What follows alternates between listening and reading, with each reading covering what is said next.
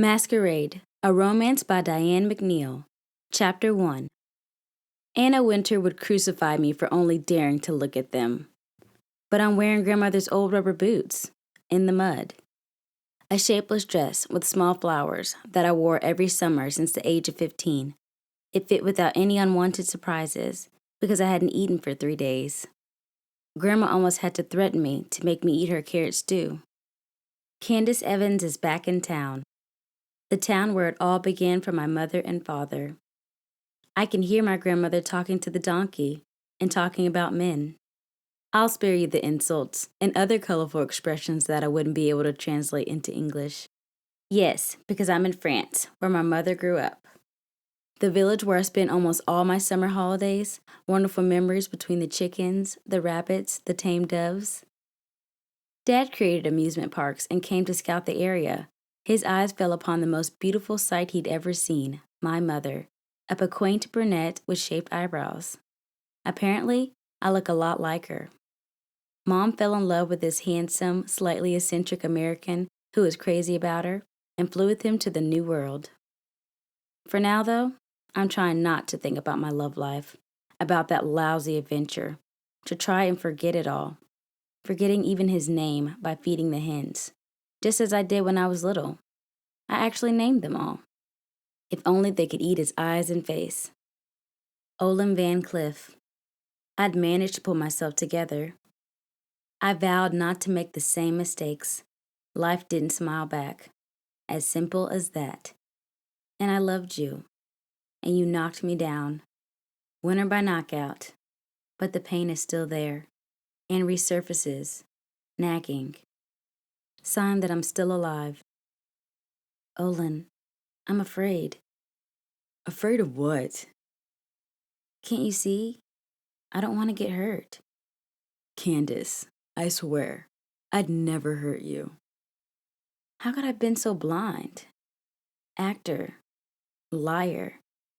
Wondering how it came to this, huh? When you lose everything? When you think you've hit rock bottom? Well, nope. You know what? There was a hidden crevice. I'm a survivor. I bend but never break. So that's why I came back here, far from the States, to stop seeing him at every turn, to not be haunted by the memories. Because obviously, I couldn't fall in love with the average guy. No, I had to fall in love with the most inaccessible type, the craziest, the most revered around the world, and the most loved of women. And he's probably the one that loves them the most. All of them. Olin Van Cliff, the greatest of this generation of Hollywood actors and the biggest playboy. I thought he hung the moon, only to realize I had stars in my eyes. Blondes, brunettes, redheads, a different woman every night, and with witnesses, all the paparazzi in New York. He moved on quickly, the bastard. Whenever I see his handsome face before my eyes, every time I feel his hand cupping my face, every time I feel like I smell his cologne, I see the memories flash before my eyes. And each time, it's like a knife cut through our bond. Well, the bond I thought we had. Olin, did you ever truly love me? Every time I ask myself that, it's like a knife to the heart.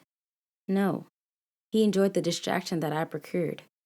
I made a nice change from his day-to-day life, but he's a junkie, addicted to women, to parties, to the nightlife, one of those fallen angels that haunt the nights of Los Angeles or New York. My life was perfect before I met him, just perfect. Meaning, well, an extroverted roommate, party girl, financially stable, in short, my complete opposite. An easy job in a rather stylish bookstore where I simply had to open boxes, press 3 buttons, and stack books. Occasionally forced to be nice to Archibald, an old pain in the ass, and to smooth out the edges with Niels, my petty colleague. I occasionally accompanied Liza during seminars abroad, so a dream vacation for free. To make a long story short, perfect. Maybe it seems boring to you. Might be a little to me too. But perfect, you know? When I think about it, it's in Indonesia that it all blew up in my face. Why did I agree to go to the beach with him? Because you wanted to. You wanted to feel that again. And deep down, you believed that you could change him. There you go. Bottom line, complete and utter social suicide. Career on the rocks, love life obliterated forever, heart non-existent, as if a black hole had swallowed all that I was and my whole life. But damn, what am I going to do with my life now that Olin Van Cliff screwed it all up? He got under my skin, and it's as if I can constantly smell his cologne. But let me tell you how it all began. How a poor, insignificant girl was able to meet and fall in love with the biggest star of American cinema. When I see Liza Cole, man-eater, my roommate, and best friend, enter the library where I work in New York like a hysterical puppy, I know that she's either got the scoop of the century or that she just won the jackpot. She leans over the counter and looks at me, raising a perfectly shaped eyebrow. She shakes her white pearl earrings, which beautifully contrast with her dark complexion and bring out the sparkle in her eyes. Tall, muscular, always wearing a dress, Liza doesn't talk. She sings. She clamors. She gives orders, but never falters. Never in my life have I seen Liza whisper. And when she turns on the charm, she tilts her head and gives her voice a whole set of soft inflections that give it a playful quality, never tame. Tonight, 7 p.m. at the apartment, don't be late. What? I said in a deliberately nonchalant look to annoy her. Masquerade, the annual event. The 1% will be there. I don't have a mask, Liza. I'll take care of everything. We'll be hot, don't you worry. I always worry when you say, don't you worry. It'll be fun, sexy, glamorous. It'll make a change from nightclubs. But it's on invitation only. Liza looks conspiratorially around. I got this at work. And she waved a black card in front of me. I grabbed it. Just by the custom print on this sort of glossy paper, I could tell it had to have cost a small fortune. A few words written in white font. A mask with arabesques. Quite mysterious, I had to admit. Plus, it's a personal invitation, but I could bring a +1. It says so here. All right, then. I didn't ask your opinion. It was obvious you were coming with me. Liza takes the invite with a small, disdainful pout, which made me laugh, and she storms towards the exit. When Liza has an idea, nothing gets in her way. I'm surprised that she hasn't already given her boss the boot to take his place. Neil slams his hand down on the counter, startling me. Come on, Evans. There's still 2 boxes that need to be opened and stacked. He's not a bad person, but ever since I made it clear that I wouldn't go out with him, Niels tends to act like a little general. I'm tempted to grab the scissors and stab the palm of his hand with them. What would Dr. Tran have to say about all this? When I become too aggressive, it doesn't take me long to give in to old habits. I leave the shop. Niels can kiss my ass. I don't smoke. I'm entitled to some fresh air. Hi, Grandma. How's it going? Oh, are you off to the market? Did the chickens lay some eggs? Yes, I'll try to pop over in December. You know that in business, the end of the year is hard. Yes, I'm fine. Love you. What a great woman, my Gran. Manning her small farm on her own. A French woman who didn't have it easy growing up during the war. I hope I got some of her genes. And what if that wasn't the case? What if I was just a run-of-the-mill woman who's actually feeble and who will never fit in? I close my eyes and try to forget the noise of traffic. Hello? I would like to make an appointment with Dr. Tran. Candace Evans. Tomorrow sounds perfect. Just tell him, hard version. Thank you. I hang up, letting out a deep sigh. Better safe than sorry. Niels looks at me speechless while holding the door. He's obviously trying to think of something to say, but changes his mind. Looking pale, he goes back in. I didn't see him again for the rest of the day. While emptying the boxes of newly delivered mugs, I giggle, thinking back to his confused face. If he knew what hard version meant, he would never have asked me out for a drink. And then looking at my wrist, I sneer, feeling a pang. No one would ask me out for a drink if they knew. Candace? Wow, I didn't recognize you there. I look up and stop short in scanning the books. I don't think I've changed that much. I don't know. I think I've never seen you in jeans and sneakers. Loretta Blossom, high school. She wasn't in my group of friends, but I recognized her. the invisible girl who sat in the back and who was forever looking out the window, daydreaming. Hey, Loretta. How are you? You remember me? Yes, I remember you. What are you up to these days? I did an MBA in International Relations, and I just spent 6 months in London. And now I'm off to Canada for 6 months. I'm leaving in a few days. Congratulations. Sounds exciting. What about you? Are you okay? I'm sorry about your parents. And your boyfriend. Thanks, Loretta. We could go for lunch and do some shopping one of these days, if you like. I paused for a second, searching for the right words, and going back to scanning books before taking it all in. That Candace, she doesn't exist anymore, Loretta.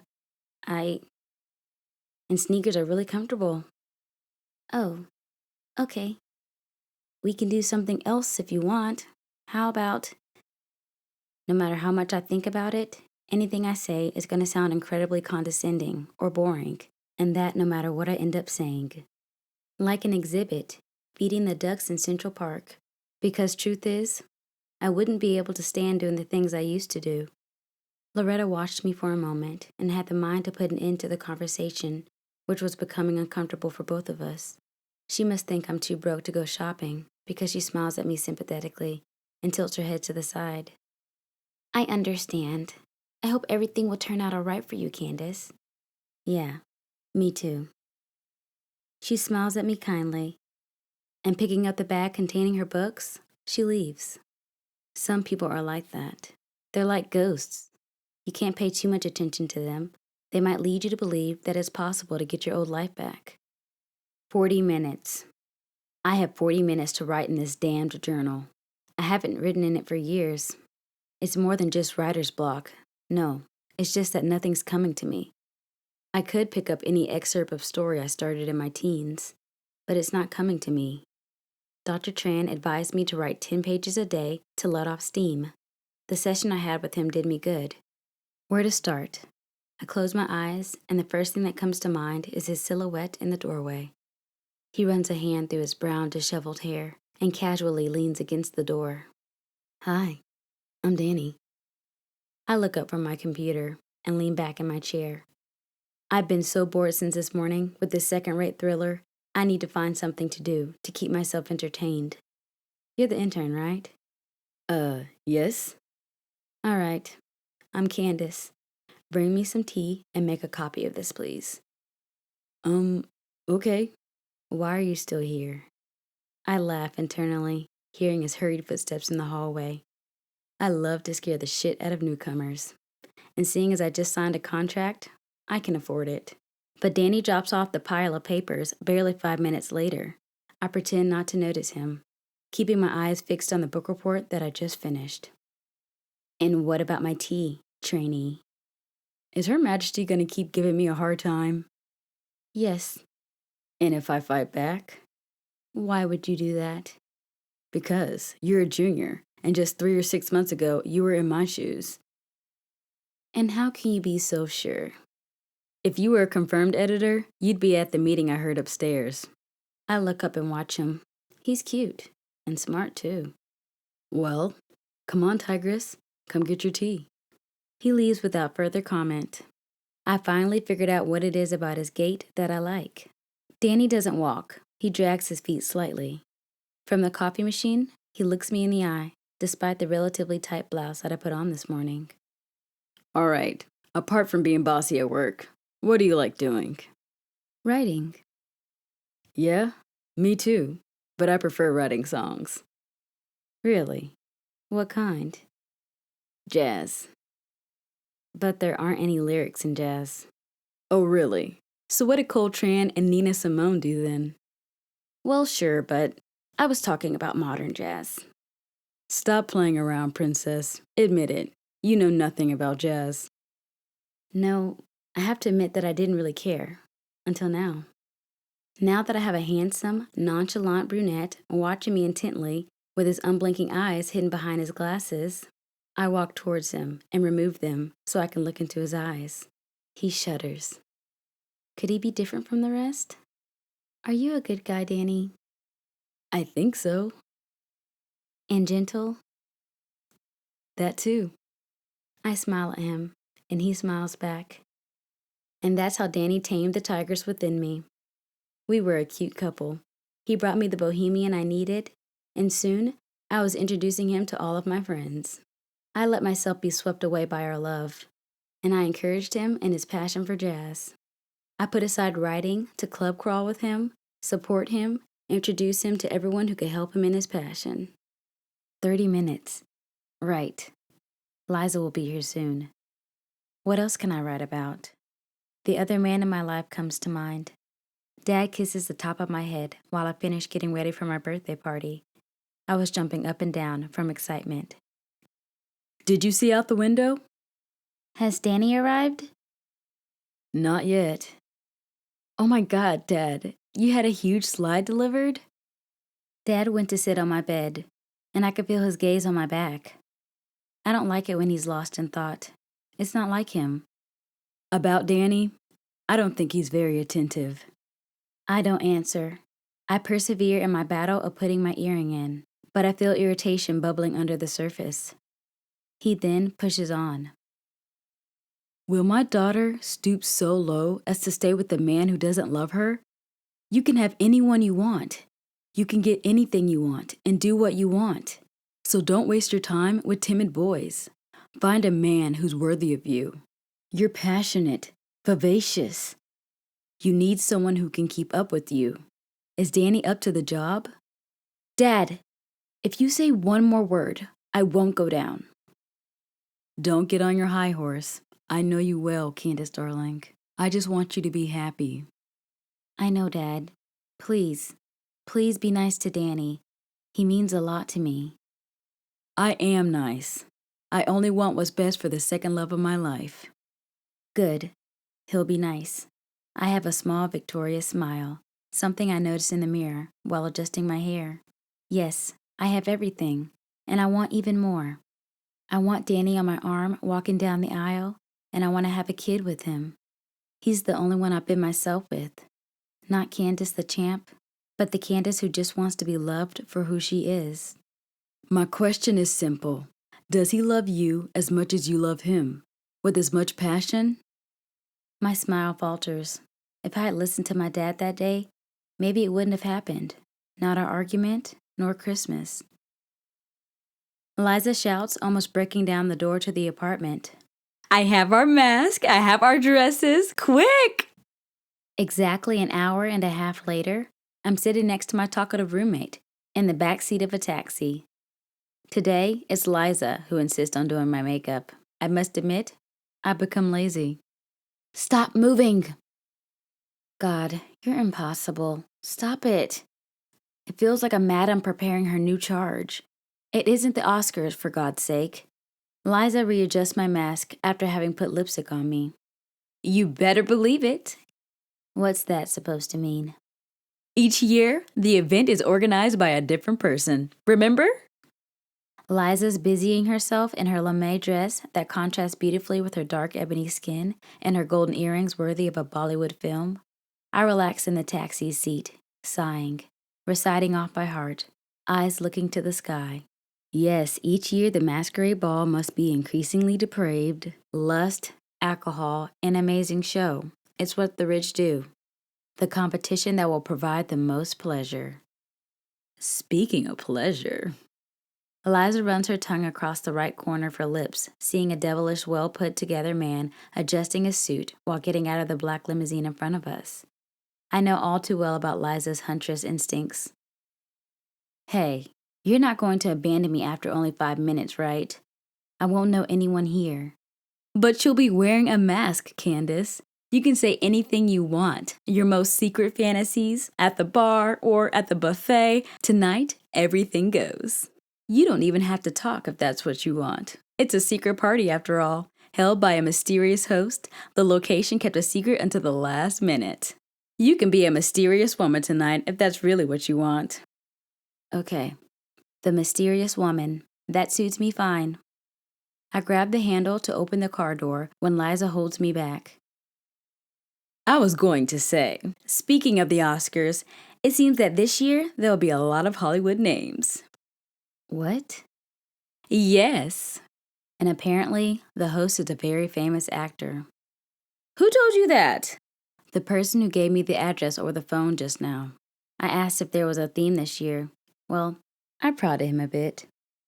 I have no doubt that you can get all sorts of information when you're this excited. She pushed me out of the taxi, wearing a tight dress of the Mermaid by Kenzo type. She had picked out a shimmering black 50s style dress for me to wear. It was fitted at the waist, slightly covering my shoulders, which went well with my brown hair, pulled back in a high bun.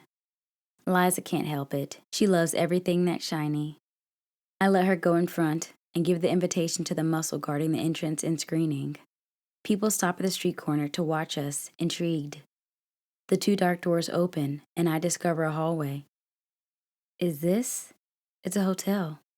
Yes, a former hotel converted into a private residence. I wonder who normally lives here. The walls are black, and the only thing on them are protruding arms as white as marble, holding candles. A butler with immaculate gloves calls the lift for us. I give Liza a nudge. I don't want to be noticed giggling like a schoolgirl. This design. I've got a strange feeling getting into the elevator. The wrought iron gates are closing when it hits me. It's the setting from Beauty and the Beast by Jean Cocteau. Wow, this is going to be interesting. When the elevator doors open, music fills the air. High marble columns stand tall on a white floor.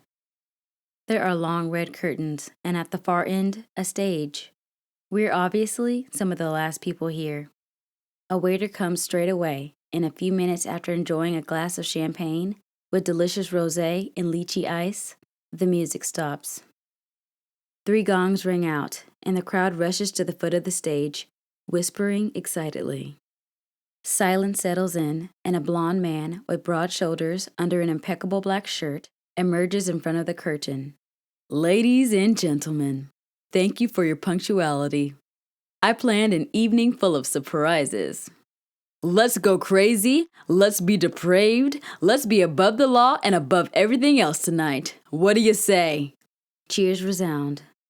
We're about 300. Liza whispers something very serious. That voice. It sounds familiar.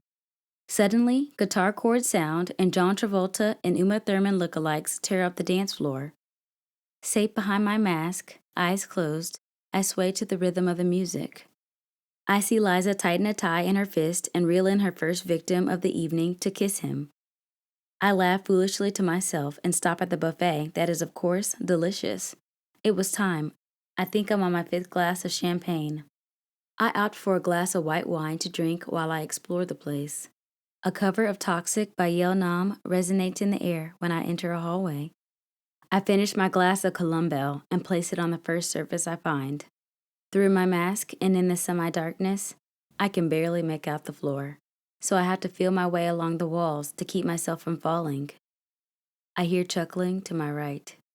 No doors or curtains, just an archway that beckons you to go in. I see a beautiful redhead lying on a sofa and 4 men drawing her. She isn't wearing a mask. In fact, she isn't wearing anything at all, except a necklace with a huge blue diamond. Come on, gentlemen, the one that draws the most resembling portrait will get a surprise. I don't recognize my own voice. It's that bold. And what would that be? A champagne bath with me. And she stretches out like a cat. Oh no, you broke the pose. Don't worry, we have all night. She chuckles, winking at me. I smile behind my mask. Is she really here for the fun, or just because she's being paid? Maybe both. Kate Winslet had more curves, but this rose has a mischievous insolence that would see a monk break his vows. The music is louder in the next room. I left the redhead and the men trying to draw her and trying to focus, their tongues poking out. By now, I'm very intrigued, but I stop in my tracks at the doorway to the next room. It feels like I'm in a jungle with fake plants and vines tumbling from the ceiling, forming a thick wall in front of me. I enter the jungle in which there's no particular animation, that is, except for the sounds of machine guns and screams that make me jump more than once. The rooms go on forever. Couples emerge from corners, giggling between two sighs. I have to admit, our mystery guest has made a big deal. How much did it cost? A Kiss to Build a Dream On by Louis Armstrong sounds. Syrupy saxophone notes seep into the hallway. The warm and reassuring voice of Louis continues. Give your lips just for a moment, and a hairy creature, machine gun in hand, suddenly jumps out at me, screaming.